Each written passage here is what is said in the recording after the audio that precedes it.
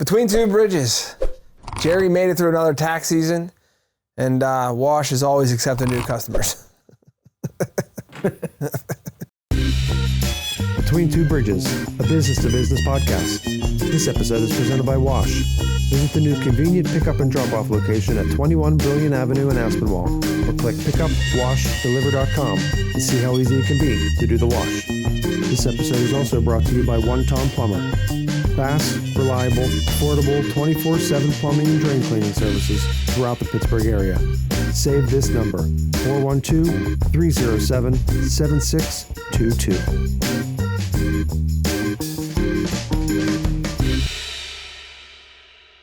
We're back here Between Two Bridges Studios. Just me and Jerry this week. We're coming down off one, you know. Off the bender? Yeah, off the bender. Tax season bender. I mean, we don't really have that in our industry. Probably thankful that we don't. You don't get that way during like prom season? Or it gets busier. Prom's not like a lot of people rent tuxes, so I do work for my tux shops, but like we kind of stay pretty flat where we're at. I mean, not now. Back in the day, I have an old timer buddy. He's 98 years old, and shout out to Bill Toy, and he would tell me that during Easter week, they would stop taking clothes in like Tuesday for Easter on Sunday, and that they would sleep on bins of clothes to try to get it done before Easter. And you think back to the old pictures, right? You go to church, everybody's got a wool suit on, you know, mom's got a silk blouse, and it's just the way it was. It's not like that right now. Me and my kids, I don't think got out of their pajamas this year on Easter. So it's a different world. So yeah, things have changed. Yeah, and for sure. You know, you think about the amount of clients that you were able to service over the last, 6 months, 4 months. Mm-hmm. And you think about, if it wasn't for computers, could you do it? No. You know? On top of I'm having a hard time turning in my payroll on a normal week. Could you imagine if I had to fill out and fax you my payroll? Or no, we couldn't even do as many payroll clients as we did if we didn't have the computer system that we have. Yeah. Just trying to manage the payroll tax deposits, the filings, as complicated as the tax code has gotten between, tax returns and payroll taxes and, everything that we do. If it wasn't for these computer systems and the software that we invest so much money in, no, we couldn't. This business has changed so much over the last 20 years since I've been in business. It would be impossible. When I first started, it was, not super common, but it was common that we'd pick up a client and last year's tax return would be filled out with a pen. That doesn't happen ever anymore. Yeah. But it would be impossible. There would be no way.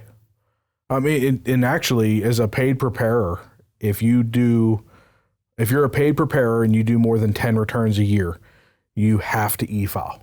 Right. You said that was one of the new stipulations. Legally, IRS guidelines. I have to e-file in order to be a paid preparer, and I do more than 10 returns. Yeah. So.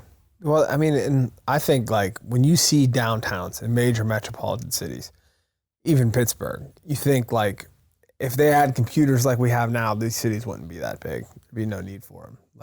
You figure Federated Investors, or a big company, they used to have 2-3 floors dedicated to typewriters, servicers, computers, the world is just kind of downsizing. Yeah, because of and that's why these software companies can get away with charging what they do for this software, because they know that we can't survive without it. Right. Yeah, and it's the world is bigger now than it's ever been. There's stories about guys that would go to war and they would decompress on the way home from war because they had that boat ride and that plane ride, and now it's they leave war and they're back in their living room in fucking 72 hours. Mm-hmm. There's no decompression. Everybody wants it now. I'm sure throughout tax season, people are like, what do you mean you're not done? What do you mean you're not done?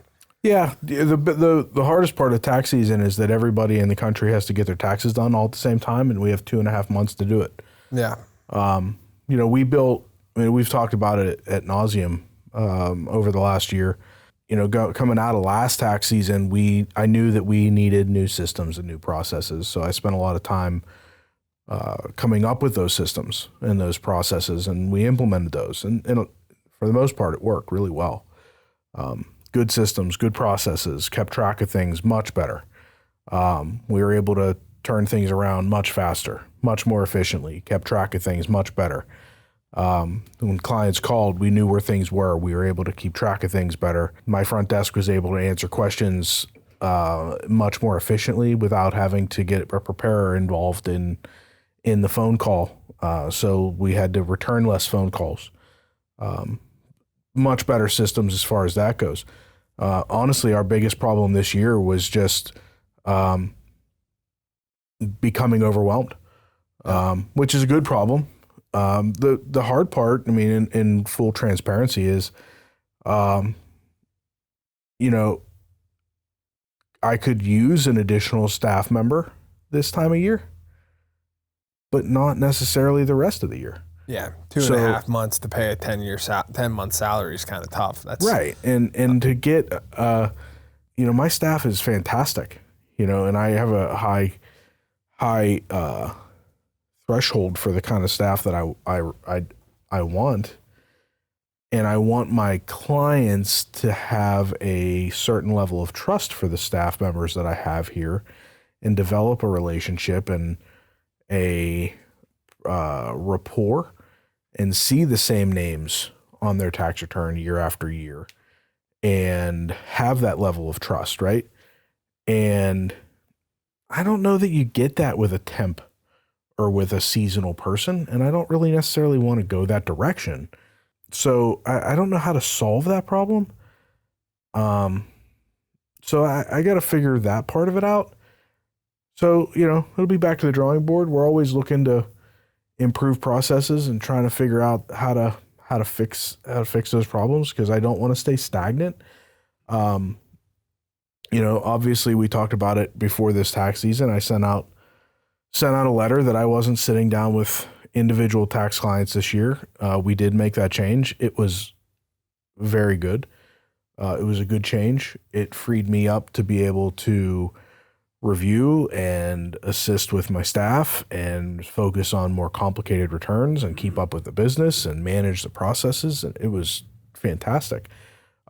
Really helped keep things going, but it put a lot of pressure on the staff for sure. But they did a good job, keeping up with it as best they could. I think next year will be a little bit better because it'll be 1 year in, it'll be a little bit more comfortable. The clients will be a little more comfortable. The funny part of it is, I went into that letter, nervous about it. I talked about it on here.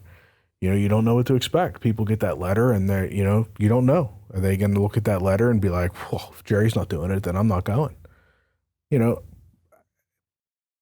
Deep down, I assumed that was not going to be the case, that their trust in me was going to transfer to my staff. But you never know. right. That didn't happen. We didn't have, we probably lost some clients. There's some names that I don't think that I saw come through, but I can tell you the number of tax returns that we did this tax season was not any less. And in fact, I think it was more than in prior years. I don't have final numbers yet. Obviously, it hasn't been that many days. But I think we did more returns this tax season than we have in prior tax seasons. And considering that drastic change, I'm pretty impressed. And the fact that I did so many less returns personally this year, my staff picked it up and just did it. So I was impressed with everybody's performance. They did a good job. No major issues. We just kept it going. I think it turned out pretty well. It ended better than last year. So you just go to the beach now for the next 8-9 months, right? I wish. We have a couple trips planned over the next couple months, little trips here and there. Nothing immediate. We have we have some catching up to do for some things that, you know, obviously have to go in the back burner over the tax season. And we have some extended returns that we have to finish up. Some things that didn't get finished, that we have to get finished that are on extension for various reasons. But for the most part, we're in pretty good shape. Yeah, that's good, man. I always think back to like the beginning of the year whenever people were like, this year is going to be different. Well, your year kind of runs different than most businesses, you know. Like, It does. I made a commitment this year that I was going to, you know, we probably documented it if you want to go back 25 episodes, whatever. We talked about like I wanted to do more on social media and get into that sector a little bit, not for financial gain, but to get exposure because honestly, you know, small business, it's hard to hit some of these numbers they want for marketing. It's just impossible. You know, like I can't take a $5,000 risk right now to market my business. So we've been doing that and it's silly. And we just had the for animal on and, you know, we've had other guests on here that have made impacts on social media and you come to realize that this is it, man. This is the new now of business. Yeah, and I don't think that just throwing $5,000 into a marketing budget is not really, I think that's kind of an antiquated way of looking at things. Right. I think that you can actually be more beneficial in your marketing than doing that by doing more targeted social media posting that's free. I unfortunately at the tail end of tax season, it fell off. My personal social media content fell off. We're getting back into it now, but it's as you know, it's a time commitment. You know, coming up with content, the shooting, the editing, it just is it's a time commitment. Yeah, there's 24 hours in the day, and you honestly think like before you commit to that, you're already using all your time, right? Yeah, I got to get tax returns done. I got a deadline, and the IRS isn't going to listen to me say, "Well, I didn't make that deadline because I had to post my social media content that day." And the client's not going to hear that either. Yeah. And the other thing too, that, you know, when that client is waiting for me to call them back or waiting for that tax return to get back to their inbox, and I haven't gotten back to them about it, but they saw me post that post on TikTok, they're going to be like, "What the fuck?" They're going to be commenting. Yeah. You're going to get one comment on that video for sure. You didn't have time to finish my taxes, but you posted that goddamn video today. You know, so certain priorities had to shift a little bit. I do find it funny though. Like I get early in the morning, like when I wake up and I'm having my morning coffee, I'll scroll through a little bit of social media and stuff, and I find it funny. Like I'll see somebody will post on in these different like business groups or real estate groups and stuff. People will be like looking for an accountant and stuff, and you know I'm buried, right? Yeah. And it's the end of tax season. Last week of tax season or whatever. And, you know, if somebody were to recommend me in that group, I'm not going to like comment like I'm too busy, right? I'm not going to do that, right? But I'm also not going to like promote myself at this point. Like I've got so much to do. But then like I'll look at it and there's all these accountants that like are promoting their own company and it's like the 11th of April. And I'm like, are you not busy? Like, how do you have time in the middle of the day to be commenting on this dude's Facebook post that's looking for an accountant? Like, it's April 11th, dude. Like, yeah, get this shit done. Like, what are you doing? But, yeah, it's kind of wild, but, yeah, it was a photo finish like it usually is, but, we got it done like we always do. Yeah. And, you know, we come up a couple weeks ago, we shot that one on the road. We talked a couple weeks ago about doing it again. And I think that now the tax season's coming to an end, we can kind of revisit that. Yeah, we got some, I've had some conversations that I've shared with you, and I don't think we want to really let the cat out of the bag on the air yet. Just but pay attention. We've got some pretty exciting ones coming up. I think that this taking the show on the road thing is really exciting for some people, some new, some past guests. But I think the idea of being able to shoot at these businesses show these business owners in their element, really show off their space, Right. and show off their talents, is really an exciting and fun development for the podcast and for these business owners. Right. And I know that, I've had some conversations with some people that I talked to, one guy in particular that I've talked to for a couple of years about doing the podcast, he's a big deal. And in past years, he's like, I don't know if I'd have enough to talk about. I don't know. But I talked to him this year and I told him about this new idea, this new concept and what we want to do. And all of a sudden he was like, he kind of lit up. Yeah. Get them in his workshop, get these people in their tool shed, and let them talk about what they do. And he was talking about the different things that he wants to show us and like what we can shoot and how we can do it. And all of a sudden he was pumped. Yeah.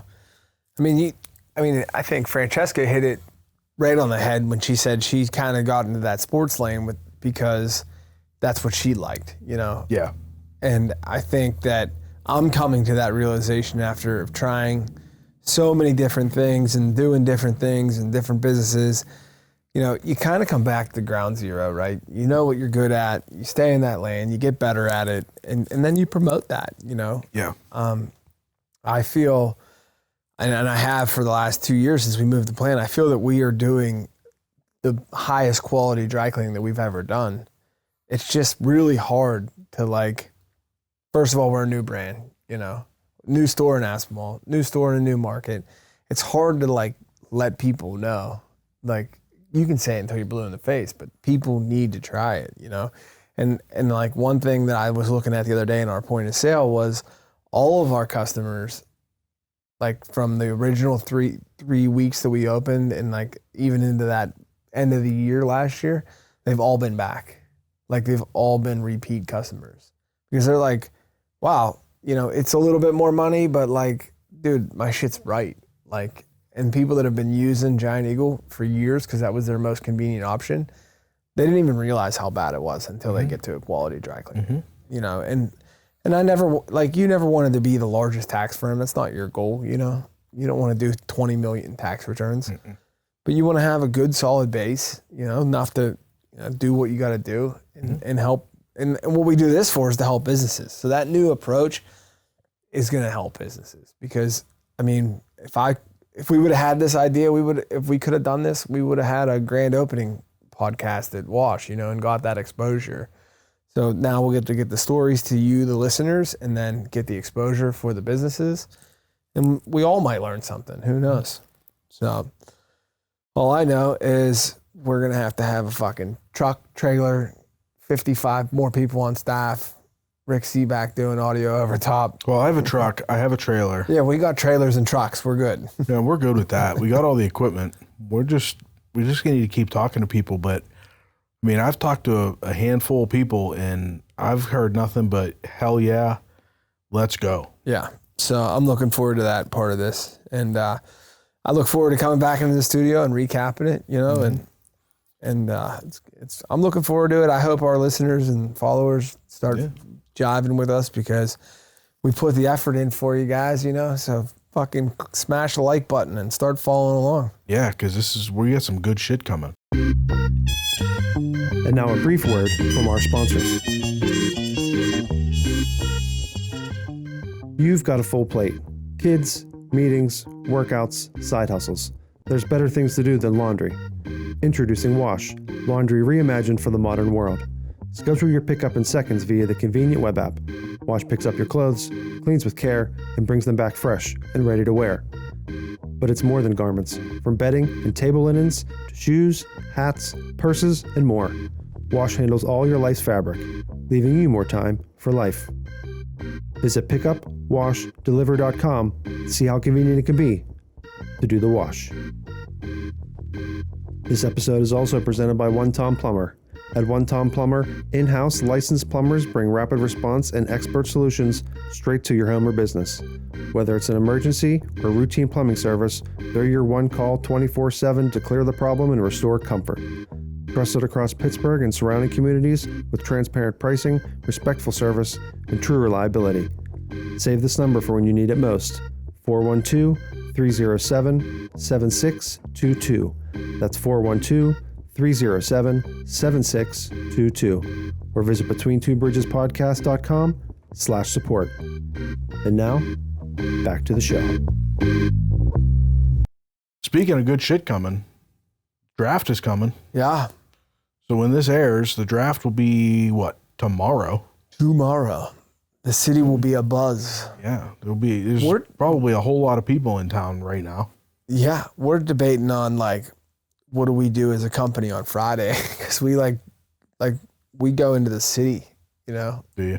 And I'm like, there's no more debate. We're not coming. So a lot of the city that we service is commercial, and their residents will be work from home. Yeah. The city, like on non-draft hours, will be like COVID. You know what I mean? Yeah, I wouldn't bother. So when those things happen, it impacts everybody. It's like a snow delay or a school cancellation. It fucks everybody. So yeah, nobody's going to work, and you can't even get there. I mean, they're shutting everything down for traffic anyway. Right. I just hope tomorrow when this kicks off, the city looks good. You know, I hope that the South Side can keep their shit together for the weekend. I hope that after this is all done, the city keeps it nice.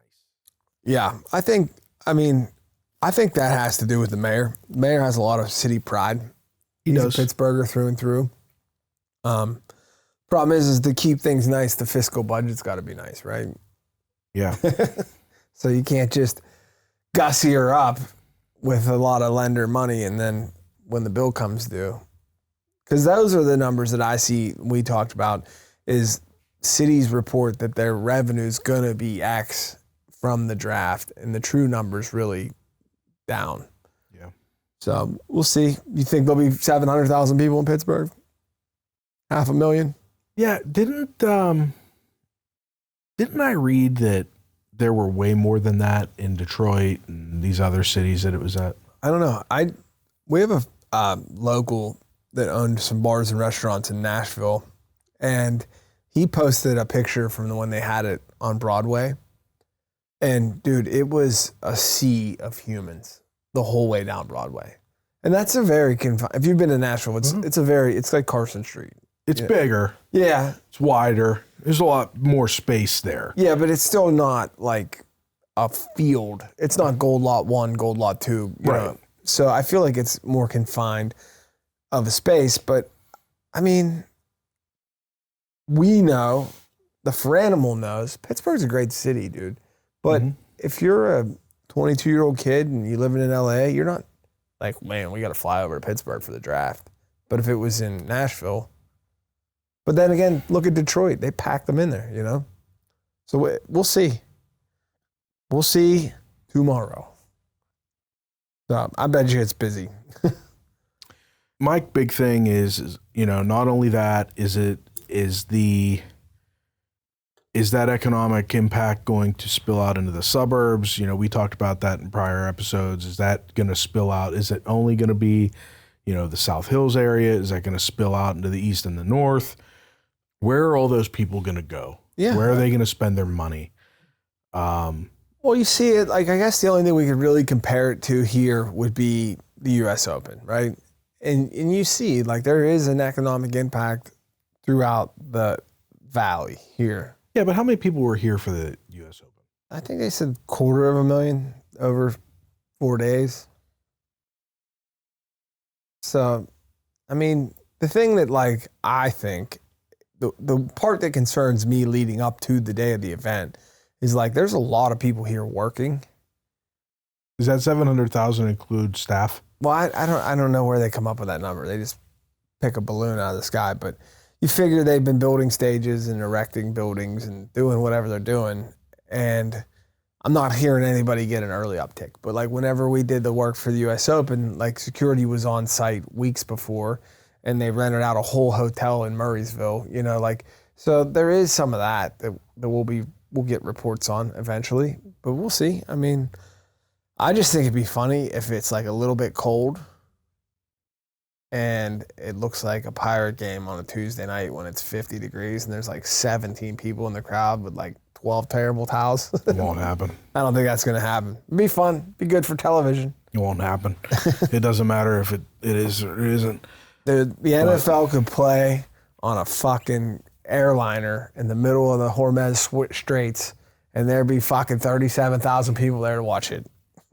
You know? It doesn't matter. Yeah. And I think 700,000 is going to be probably on the low side, to be honest with you. I think we're going to end up with more. I'm looking up how many people. Those bars and restaurants that are right down by it in the Mecca on the north side, they're going to be able to pay their fucking mortgage payment or their rent payment for the year with what they bring in. 100%. Yeah. I heard that the NFL required all of the bars and restaurants downtown to start carrying Bud Light if they didn't already. Because that's the official beer of the NFL. Well, they could. Hey, if the NFL wanted you to sell fucking dirty diapers, dude, they're gonna fucking do it. You know, that's just the nature of the beast. You know, it's football drives the bus. You know, if you are a business owner that watches our show or a fan of the show that's impacted by this, I'd like to talk to you afterwards. I think with these things, like one of the things I learned with US Open was reach out to the towns that it's in beforehand, because those people are going to know best what to expect. Like when I would do work for the USGA, we would always try to like communicate with like the town prior or whoever did it the year before. Because then you get like a grasp of what the fuck is going on. You know, they're going to promise you the world, the NFL and these vendors are going to be promised all this shit. But like, you know, people next year are going to reach out to you, be honest. And if you would like to come on the show and tell your story so we can like hashtag NFL draft, wherever the fuck it's going next year. Like it becomes a community. It's like hosting an Olympics, you know? Yeah. So the 2024 NFL draft in Detroit had over 775,000 people across the 3-day event. Day one was 275,000. Day two combined. You can't believe everything you read on the internet. Apparently, all of Earth's creation was in Detroit for the NFL draft. It said 550,000 people. Full day event, 775,000 plus, which was an all-time record. And that was where? Detroit. Previous to that, Nashville was the record at 600,000 people. Yeah. I mean, obviously we pre-record these, but we're still in the lurch to know if the Penguins will have a playoff game in Pittsburgh that weekend. like wouldn't that be fucking nuts? It's just good for everybody involved. You know, it could be worse. We could be fucking Cleveland and have nothing going on, and the team could be moving out of town, and you know. Is there a possibility Cleveland could be moving out of town? They're moving their stadium out of the city of Cleveland. They're building outside in the suburbs. Fun fact, where North Catholic High School is, up on 228, that property apparently was originally purchased by the Rooneys, and they were going to build a stadium out there. Really? Yeah, but Route 8 is not wide enough, I guess, to handle the traffic, and they worked a deal with the city. Fact check it. Maybe I'm wrong. Probably heard it from Rooney himself, so I don't know. But, yeah, I'm glad the worst of it's fucking beyond you, you know. Get back to some normalcy a little bit. I know that it doesn't ever get easier, but, you know, the fires have been put out. So, and then, I mean, you mentioned earlier about prom season. We'll roll into prom season, but I'm like the guy that you were saying about posting, like for more work in the middle of the fire, you know, like he's the firefighter that's like, has anybody else cut any more fires they want to put out? Mm-hmm. We're not geared like that anymore. We're not a high volume dry cleaner. And that's something I can't stress to my customers enough. It's like, yeah, that's cool. And you can get a shirt cheaper and that's fine. But it's a high volume dry cleaner, dude. I look at the clothes when I sort them out. I know what expensive clothes are and what's not expensive. I know what I can afford to not ruin and what I can, you know? So like, if you have a wardrobe, you know, and this is one of the things I've been messing around with. Like people have $10,000 in their clothes, like on a cheap end. Like me and you sitting here, like we're not fancy dressers. We don't buy brand. We have $10,000 worth of clothes in our house at any given time. So like take care of it. You know, fucking maintain your wardrobe. If you have a really nice shirt you like, I know it's not the Augusta green jacket, but if you have a really nice dress shirt that you feel good and you're like, I wear this to present every meeting, get it fucking dry clean. Take it to a dry cleaner. You know, I started doing that just because I found that like my button-down shirts, they're not expensive shirts, but I found that like putting them through the laundry, they were starting to like curl around the buttons, and the collars were getting kind of messed up. So I just started collar, bro. Huh? They call that bacon collar. Yeah, exactly. It was starting to look like that. So I started just sending them to you, and now every time I get dressed, like all my clothes look good. It's like schools used to fight back and forth with uniforms, and I think I tend to lean towards uniforms are important, like because at that age, you know, it sets kids up for success. But like when you're an adult still, if you have to go, if you know you're gonna go close on a business or you're gonna go meet a new client, put a new shirt on. You feel good, you look good. You know, it's true. You look good, feel good, play good, right? So. Yeah, so we'll gear into prom season a little bit. It'll be a lot more like clusterfuck.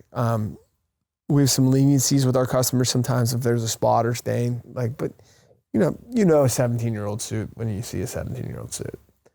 So kids don't. Prom's a little different. They don't go all out. Maybe it'll change. But like when we were going to prom, dude, you had to rent a tuxedo. Yeah. These kids are rolling in a suit, khakis, fucking t-shirt. They don't give a fuck. Different. And the girls are all buying new shit anyway. Yeah. And like we've had some like things where like we have to jump in last minute because the seamstress gets something on it. But like, you know, most of the time it's just, they're just wearing it. Do you know what I find weird? Me? Yeah, besides you. I'll find these people that'll try selling these girls dresses. On Facebook Marketplace. But I'm not on Marketplace.